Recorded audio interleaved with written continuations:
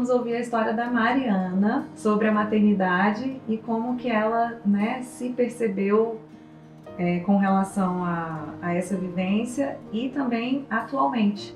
Bom, fazendo uma retrospectiva, eu também sempre tive um desejo muito grande de ser mãe. E durante o meu namoro com o Felipe, eu também passei por um processo de um aborto espontâneo. E isso me gerou um medo muito grande de não conseguir ser mãe. Então, assim que a gente casou, eu já combinei com ele que a gente não teria mais nenhum método contraceptivo e a gente ia deixar um pouco livre isso, né? Assim, controlando ali com tabelinha e tal, mas livre. E aí, com 9 meses de casada, eu engravidei da Bela. Naquela época, eu trabalhava muito, né? Que eu acho que é um ponto que foi transformado na minha vida, assim. Eu trabalhava muito, eu trabalhava mais de 70 horas semanais. Nossa. Então foi uma gravidez muito cansativa, assim, no sentido de 6 da manhã às 10 da noite eu estava trabalhando. Eu trabalhava em 3 lugares diferentes, conciliava o Hospital da Criança, que foi, na verdade, um pouquinho antes de engravidar dela que eu entrei lá. Eu sou da Secretaria de Educação e tenho a clínica, né? Então eu ficava administrando esses 3, trabalhando muito. E eu cresci, né, assim, a minha família, minha mãe, sempre trabalhou muito, meus pais são separados, então isso era um lugar comum para mim, sabe? Aquela coisa bem workaholic, assim. Então eu fiquei a gestação toda trabalhando muitas horas, a Bela nasceu, passei ali o período de licença maternidade de alguns dos trabalhos, mas do consultório eu retornei com 2 meses. E aí com 1 ano eu engravido da Thalia. E aí era a pandemia, então a gravidez da Thalia eu já vivi dentro de casa, né? Não podia sair. Então o ritmo de trabalho estava menor, mas eu ainda estava vinculada a todos esses lugares. Então a Thalia nasceu, tive a licença maternidade da Thalia e voltei para esse ritmo. Consegui uma redução de horas num dos trabalhos, mas continuei num ritmo frenético, assim, sabe? Trabalhando muito. E aí a gente mudou de bairro, eu estava mais longe do trabalho, então eu passava mais horas fora de casa. E aí eu engravidei do Bento. E aí quando eu engravidei do Bento, ele nasceu, fiquei os 6 meses de licença também. E aí a gente chega na parte da minha história onde tudo muda, né? Que quando o Bento fez 6 meses, 17 dias depois, ele estava 2 semanas de introdução alimentar. A Tayla, que era do meio, tinha 3 anos, tinha acabado de fazer 3 anos, e a Bela tinha 4 anos. A Tayla amanheceu 5 horas da manhã, não era o horário que ela acordava normalmente, ela acordava mais tarde com uma dor na perna. Mamãe, minha perna tá doendo. E aí eu deitei com ela, fiz massagem na perna dela e ela dormiu de novo. E aí, ok, achei que era uma dor de crescimento, né? Tá. E aí, quando ela acordou, eu tinha um compromisso com o Felipe, meu marido, e aí ela acordou muito chorosa, ela não pisava no chão, muita dor na perna. E eu não conseguia entender, porque tinha horas que ela mexia a perna de um jeito, era inespecífica a dor, sabe? Não parecia uma lesão. E aí eu me lembrei que no dia anterior ela tinha caído. E aí, assim, só um parênteses, isso era uma quinta-feira, na verdade isso era uma sexta-feira da semana do carnaval. Então teve a quarta-feira de cinzas, na quinta eu retorno da licença maternidade e no mesmo dia eu peço demissão do hospital e na sexta ela acorda com essa dor. Então seria o meu primeiro dia de aviso prévio nesse trabalho, né? E aí eu fui, ela tava com essa dor, eu liguei pro Felipe e falei, ó, a Tayla tá muito chorosa, eu não tô entendendo o que tá acontecendo, ela tá com uma dor na perna, ela caiu ontem entrando no elevador. Acho que pode ter sido a pancada, né? Foi da altura dela, assim, tropeçou e caiu. E logo depois ela já parou de chorar, brincou. Aí eu falei, fica com ela aqui em casa, porque ela não tá aceitando ninguém, não aceita babá. Meu pai tava lá em casa no dia, não aceita meu pai, e eu vou pro compromisso sozinha. E aí fui. E aí lá do compromisso eu falei, amor, eu já vou pro trabalho, cumprir as minhas horas lá e tal, e depois eu volto pra casa, que eu já tô no plano, né? A gente mora em Águas Claras. E aí ele falou, amor, eu não sei o que tá acontecendo com a Tayla, ela não para de chorar, essa dor não tem lesão nessa perna, eu tenho certeza, nesse joelho, mas ela foi ao banheiro agora, ela tá com muita dor pra fazer cocô. E aí eu falei, e ela tava com isso já há umas 2 semanas, sabe? Muito chorosa, eu achando que era constipação, né? Eu ficava lá abraçada com ela e tal. E aí eu falei, então leva ela no hospital, que eu tô achando que ela pode ter... Ela pode estar com uma infecção urinária, ou com uma constipação maior, alguma coisa está acontecendo e talvez ela esteja com o limiar de dor baixo e por isso esse joelho está doendo tanto. E aí ele foi para a emergência, eu terminei no trabalho e encontrei com eles na emergência. E aí fizeram um exame de urina nela e fizeram um raio-x na perna. O raio-x deu normal e o exame de urina, a médica me falou, olha, ela está com uma infecção urinária, tem que começar o antibiótico, né, vai para casa. Isso ela tava, o estado clínico dela era muito ruim. Ela não pisava no chão, ela chorava a qualquer movimento no corpo dela, ela não comia. E aí fomos para casa, com o estado clínico dela muito ruim, e eu falei, como é que eu vou dar esse remédio? Ela não tomava nem remédio para febre, assim. E ela ficava muito pouco doente. Então, era uma luta que eu não tinha, sabe? Não era habitual lá em casa ter que dar remédio para ela. E aí eu tentei dar o primeiro remédio que a médica passou, que era um anti-inflamatório, ela vomitou. Aí eu, bom, não vai dar certo isso.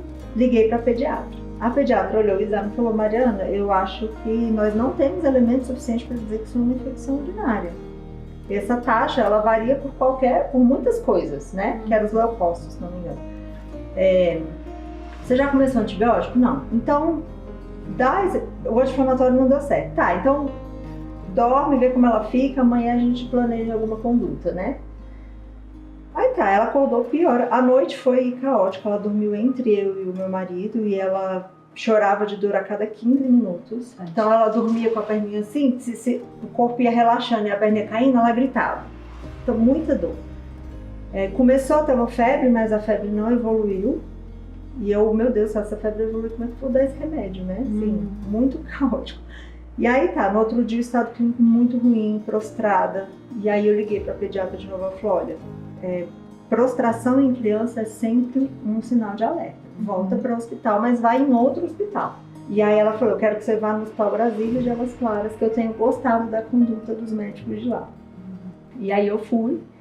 E aí eu lembro que foi muito rápido, o hospital estava vazio. E a médica, a hora que ela olhou o exame de urina do dia anterior, ela falou, não concordo que isso seja infecção urinária. Tem cultura? Eu falei, não tem cultura. E a cultura demora também, né? Certo estado, Aí ela falou, eu vou pedir... e nisso eu tinha acabado de sair de uma dengue. Aí eu enfiei na minha cabeça que era dengue. Eu falei, gente, eu tive tanta dor na perna na dengue. Com certeza é dengue. Aí cheguei já pra médica assim, doutora, é dengue. E ela falou, não, então eu vou pedir o exame de dengue e vou pedir um hemograma. E aí ficamos lá eu não lembro se ela estava com febre, eu lembro que ela estava com acesso. Eu acho que ela estava com febre, precisou ser medicada, já que ela não tomava oral, né? E aí ficamos lá no bloco de emergência esperando, e aí ela vem pra mim e fala assim, mãezinha, o laboratório ligou e a sua filha... Não, nós precisamos de um hematologista para olhar as lâminas da sua filha. E ela vai precisar ficar internada enquanto o hematologista não vem. Aí o Felipe... Nossa, não dá pra gente ir pra casa, porque era um sábado. E aí o hematologista parece que só vinha na segunda. E aí ele... aí a médica falou, não, ela tem que ficar internada. E ela saiu andando. Naquele momento, eu tinha certeza que algo muito grave estava acontecendo. Não sei exatamente porquê, mas assim, em mim caiu uma certeza de que era algo muito grave, assim. E eu trabalhava há muitos anos no Hospital da Criança, né? Então, na minha cabeça existia uma associação muito clara de hematologista com leucemia. Quando eu conto isso, as pessoas falam, mas como é que você fez essa associação? Para mim era muito claro, o hematologista cuida de leucemia, sabe? Eu nem pensei que existem outras 1000 doenças que podem estar no sangue e tal. E aí eu comecei a ser tomada por um sentimento que parecia que não cabia dentro de mim. Essa era a sensação, isso não tá cabendo, eu não tô dando conta, sabe? E aí eu saí andando pelo hospital e eu vi a médica assim, falando no celular. E eu cheguei pra ela e falei, doutora, eu posso te fazer uma pergunta? Ela, pode. Eu falei, a gente tá falando de leucemia? Ela falou, é uma possibilidade. E eu lembro do olhar dela, assim, é uma possibilidade. E aí eu voltei pra perto do Felipe, assim, aí mesmo que não cabia, sabe? E aí eu falei, amor, eu fiz essa pergunta pra médica, ela respondeu que era uma... Aí ele ficou, quê? Por que você perguntou isso? De onde você tirou isso, sabe? Eu falei, não sei, eu fiz essa pergunta. E aí ela não comia há 2 dias, né? E aí o médico falou, ela come batata frita, o que ela come? Compra qualquer coisa que ela coma, não precisa ser saudável agora. Eu falei, então eu vou sair e vou comprar uma batata frita. E na verdade eu precisava sair daquele espaço. Eu falei pra ele, eu posso vir comprar batata? Você fica com ela? Ele fica. E aí eu já saí, fiz uma ligação para algumas amigas minhas de vídeo que estavam acompanhando ali a saga, elas, né, por algum motivo a gente estava conversando no WhatsApp e eu contei, tá, ela não tá bem, tô indo pro hospital, então elas estavam pedindo um motivo. E aí eu fiz uma ligação de vídeo e eu desabei, assim, nossa, eu chorava, eu acho que eu nunca chorei na vida.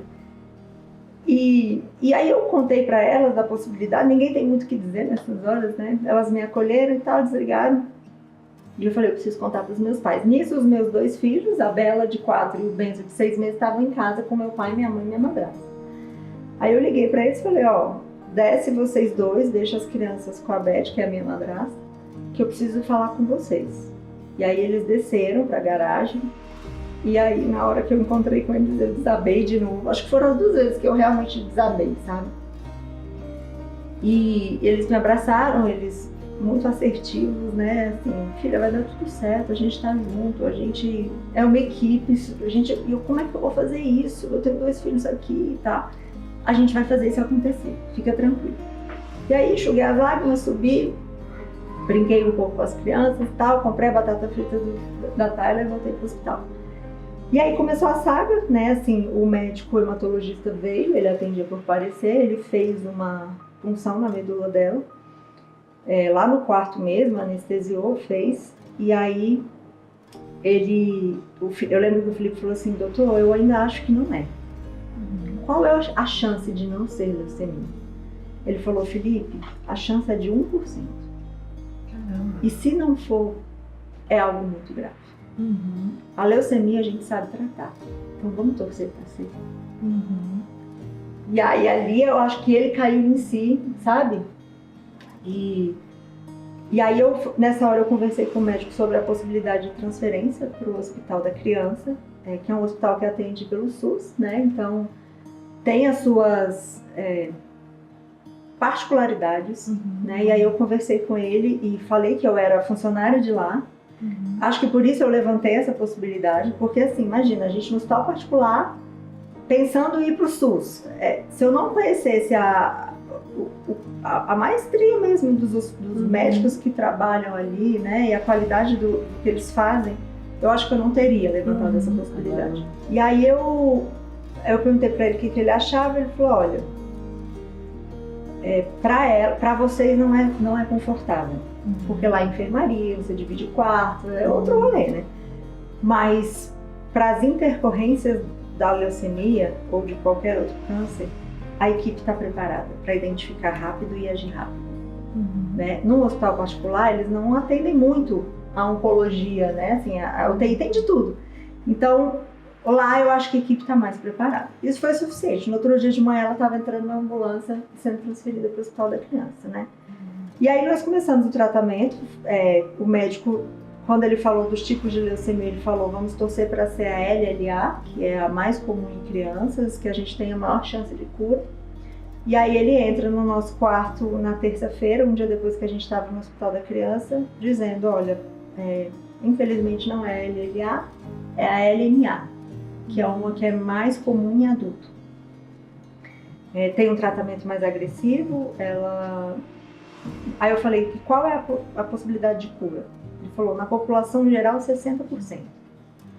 Mas eu te digo que a gente vai contar com a individual. E na individual é 50-50. Ou dá certo, ou dá errado. E aí, naquele momento, eu falei, bom, nós temos 50% de chance de dar certo. E ali eu foquei, sabe? Tem 50% de chance de dar certo. 50% das pessoas conseguem, por que não a gente, sabe? E aí comecei, assim, foi um processo em que a minha vida espiritual foi transformada. Porque eu sempre fui de igreja, eu sempre tive uma fé imensa, mas eu não tinha relacionamento com Deus. E isso muda tudo, né? Eu tinha temor, eu pedia, mas eu não tinha relacionamento. E aí eu conquistei isso, assim, sabe? Eu tive a graça de ter isso ao longo do tratamento dela e eu fui profundamente transformada. Foi um tratamento cheio de desafios e cheio de milagres. Ela teve 5 sepses e 2 choques sépticos. Então, foram situações que é aquela coisa. O antibiótico começa a correr e todo mundo reza. Porque ele pode dar certo e ele pode não funcionar, sabe? E aí, assim, eu sinto, eu e o Felipe, meu marido, também fala isso, assim, que nós conhecemos a paz que excede todo entendimento. Porque não tinha angústia no processo. Tinha medo, mas tinha paz, tinha muita paz, assim. Foi um processo leve dentro, né, do que dá para ser. Foi leve, né? A Bela, ela também teve as necessidades dela, assim. Ela já frequentava a escola, a Tayla também, né? Então eu tirei a Tayla da escola e a Bela começou a sentir, emocionalmente, não se sentir confortável em ir. Então a gente chegava na escola, ela chorava para entrar. E aí um dia eu falei, filha, você quer parar de ir para a escola? Ela falou, eu quero ficar em casa com o Bento.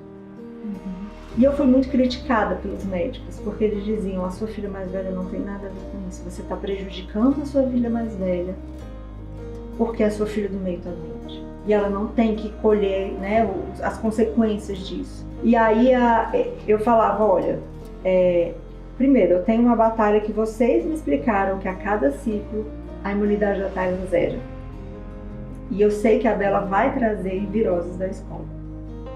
Eu sei que a Tayla vai precisar ir para casa entre um ciclo e outro para passar por uns 3 dias. Teve entre um ciclo e outro que ela passou só 24 horas em casa.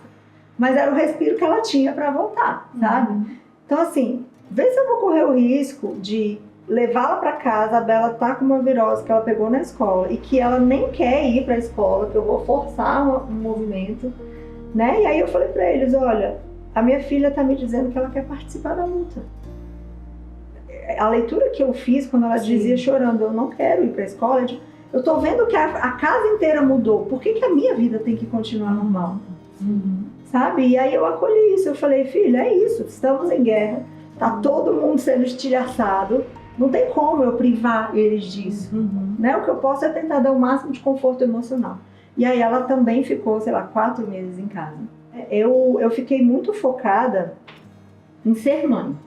Então, o que eu pensei? Na verdade, eu não pensei muito, eu não racionalizei isso. Foi assim que aconteceu. E hoje eu consigo olhar para trás e explicar isso, né? Mas eu simplesmente me vi diante de uma guerra e eu precisava lutar. Então, eu não... Na minha cabeça, não tinha tempo para me lamentar sobre o que estava acontecendo, ou sobre a escola que ela não estava frequentando, ou sobre os sábados e domingos que a gente estava internado e a vida estava acontecendo. Isso não me batia, assim, sabe? Eu falo disso porque eu vejo muitas mães vivendo isso e que esse é um lugar de dor, né? Na minha cabeça era assim, eu tenho 3 indivíduos que dependem de mim e que eu preciso olhar para a necessidade dos 3. Então eu passava o dia no hospital com a Tayla e o Felipe passava em casa e no trabalho e a gente trocava às 8 da noite e ele dormia com a Tayla para que eu pudesse amamentar. Meu Deus. E como o Bento não tinha acabado de introduzir a alimentação e não me via durante o dia, ele mamava de hora em hora. E eu não era uma luta que eu também queria lutar, desmamar ele naquele momento, sabe? Eu pensava, é a necessidade dele. Então eu me vi completamente imersa em dar conta dessas demandas, sabe? Só que eu digo que eu só tive a possibilidade de viver isso, porque isso eu acho que é um privilégio, porque eu tinha uma rede. Bom, aí meu pai ia lá para casa, né, todos os dias. A minha mãe cuidava das compras da casa. Meu sogro e minha sogra ficaram muito atentos à parte social da vida da Bela. Então, finais de semana que a gente calculava que dava para ela pegar uma virose, a virose passar, porque a Tayla ia ficar tanto tempo internada. Então, a gente calculava ali se dava para ela sair ou não. E aí ela ia em festinhas, tivemos amigos que também, em festas de amigos muito importantes dela, nossos amigos buscaram ela, levaram na festa, devolveram. Então foram muitas pessoas que contribuíram para que a nossa vida funcionasse e as necessidades das crianças fossem atendidas. E aí, desde o meu marido, que foi parceiro, que ele viveu isso, né, no mesmo nível de mãe e pai, assim, com as mesmas responsabilidades, dividindo as mesmas coisas, né, com as mesmas preocupações de atender aos 3. Então, né, ele topou, foram 115 dias de internação. Os primeiros 30 dias, que foi o primeiro ciclo, ela ficou internada. Aí ela recebeu alta, ficou 20 dias em casa, foi o período mais longo que ela ficou em casa, e voltou para o segundo ciclo. A partir do segundo ciclo, ela teve sepse em todos. Então ela fazia um ciclo de 5 dias internada, recebia alta.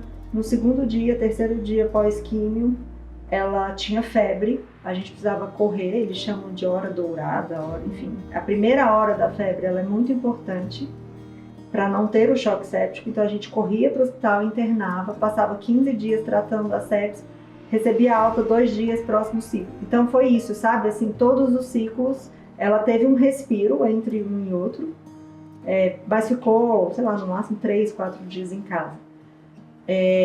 E eram períodos assim muito, muito lindos de ver ela encontrando a Bela, de ver ela encontrando o Bento, sabe?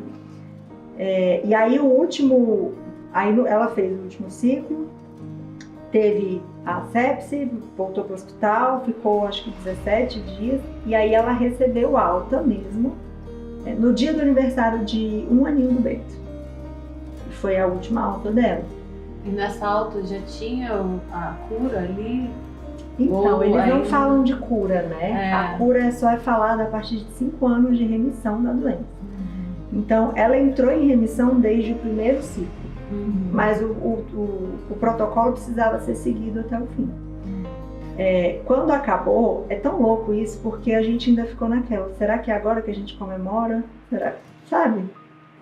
Porque você fica com medo. São muitos medos que visitam, né? Então, o tipo de leucemia dela, o subtipo, assim, o DNA das células, diziam que ela tinha uma alta chance de fazer um transplante de medula.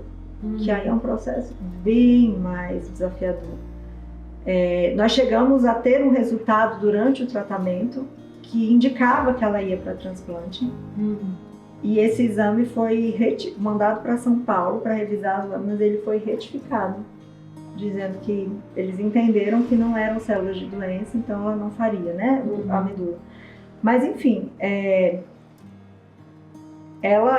quando a gente chegou no último, tinha aquela coisa, será que acabou mesmo? O primeiro ano de remissão é um ano que você pode ter uma recidiva, que a chance é maior, 80% das recidivas são nesse primeiro ano. Então a gente ficava, sabe, assim, um misto de fé com gratidão, com será que é a hora? Vamos esperar mais um pouco. Esse era o sentimento, sabe? E hoje eu ainda sou invadida por esse sentimento de medo, porque uma febre na minha casa nunca mais vai ser só uma febre. Na primeira vez que ela foi pra UTI, em choque, foi a primeira vez que eu consegui entregar a vida dela.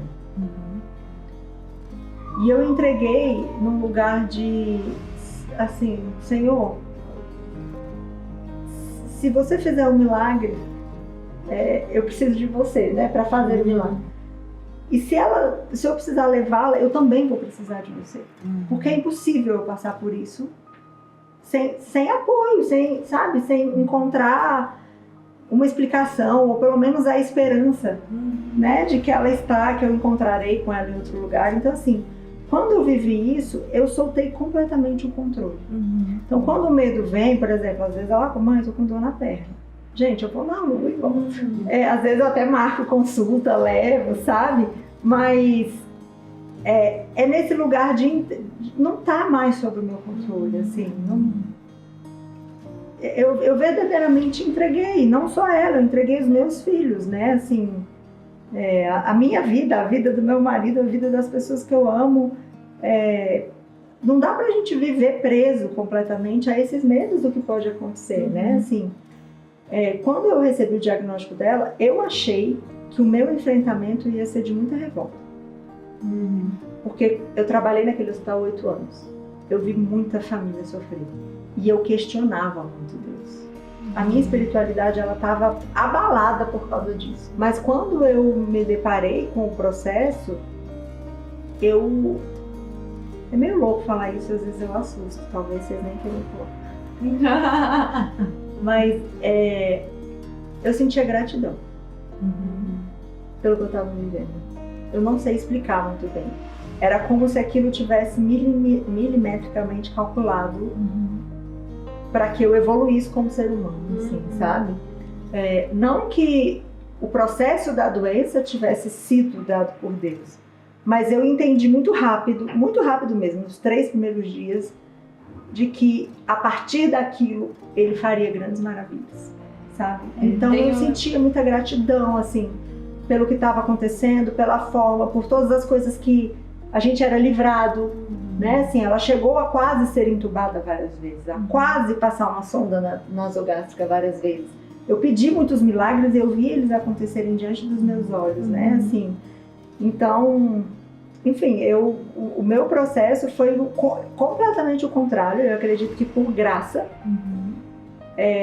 de não questionar. Eu nunca perguntei por que com a minha filha. Nunca, isso nunca passou pela minha cabeça. O que eu tinha que fazer era entrar no meu carro, ir para o hospital, entrar no meu carro e ir para casa. E assim, eu sinto que eu venci com muita saúde mental, sabe? Por conta disso, assim.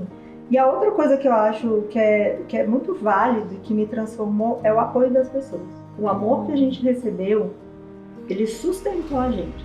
A sensação, às vezes, e o Felipe compartilha da mesma sensação, é que a gente estava levitando, assim, como se tivesse algo segurando a gente que vinha dessa força, desse amor, da quantidade de pessoas que estavam rezando, orando, e a gente recebia vídeos de igrejas e vídeos de pessoas fora do país, entrando em cada igreja da Itália, colocando o nome dela, sabe, assim, foi um mover sobrenatural mesmo.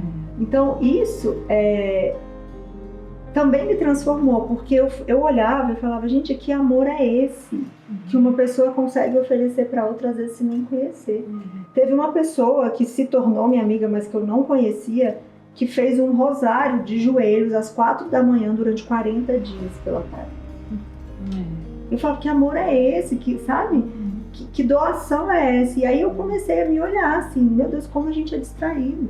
Quantas vezes a gente olha uma pessoa passando por uma situação e a gente fica constrangido, tipo, nada a ver eu mandar uma mensagem, vai parecer que eu tô não sei o quê. Gente, só manda, sabe? Assim, essa foi a minha lição, só manda, só faz. Se o outro não receber bem, ok, mas assim, a chance de você ajudar a vida de alguém, de você, é muito grande, sabe? Sim. Então, o que eu sinto que mudou, que transformou a minha maternidade? O trabalho definitivamente não é a prioridade da minha vida, como era. Ainda que eu soubesse da importância do tempo de qualidade, e fizesse isso, tá? Quando eu estava em casa, eu estava inteira para eles. Mas eu percebi que era pouco. Na doença dela, eu percebi que nada é mais importante do que aquilo ali. Tudo se tornou pequeno, todos os compromissos que eu honrava com tanto afinco se tornaram pequenos frente a um adoecimento. E aí eu falei, eu quero fazer dessa sensação a minha nova vida. Então quando eu tô lá no meio do perrengue tentando fazer os 3 dormirem, eu penso, meu Deus, nós estamos em casa, juntos. Não tem ninguém no hospital, não tem, sabe? Então hoje eu consigo ir para esse lugar muito fácil e conseguir ressignificar aquilo que está sendo difícil, mas que dá para ver bênção, sabe? Bom, eu acho que é isso, assim, hoje eu me tornei uma mãe, uma pessoa, na verdade, muito mais intencional e menos distraída. Então, ainda que eu esteja vivendo muito do que eu vivia, trabalhando mais do que eu gostaria, é impressionante como a gente é sugado pela rotina de novo, né? Assim, e daqui a pouco a gente está fazendo o que a gente disse que não ia mais fazer, mas que é necessidade financeira, enfim. Você vai se vendendo de novo, né? Eu não acho que eu estou no lugar que eu gostaria, mas hoje eu estou atenta para o que eu estou fazendo e tentando caminhar para o lugar que eu quero chegar, sabe? Então hoje o tempo inteiro eu faço movimentos de eu não estou tendo tempo suficiente para as crianças, eu quero estar mais tempo dentro de casa, o que eu vou fazer para isso? Eu preciso sair do lugar. Qual é a microação que eu preciso fazer hoje para que eu chegue nesse lugar de ter mais tempo com ele, enfim. Então, acho que é isso, assim. E hoje eu entendo que a nossa vida é sobre servir. E eu tento servir a todo tempo, com o meu trabalho, de maneira filantrópica, recebendo às vezes, né, dentro do que eu faço como atividade financeira, também por caridade. Então, todo o tempo eu penso, como eu posso servir o outro? Porque eu acho que isso transformou a minha vida completamente. Muito obrigada. Obrigada, Mari. História linda, de muita superação, uma família linda.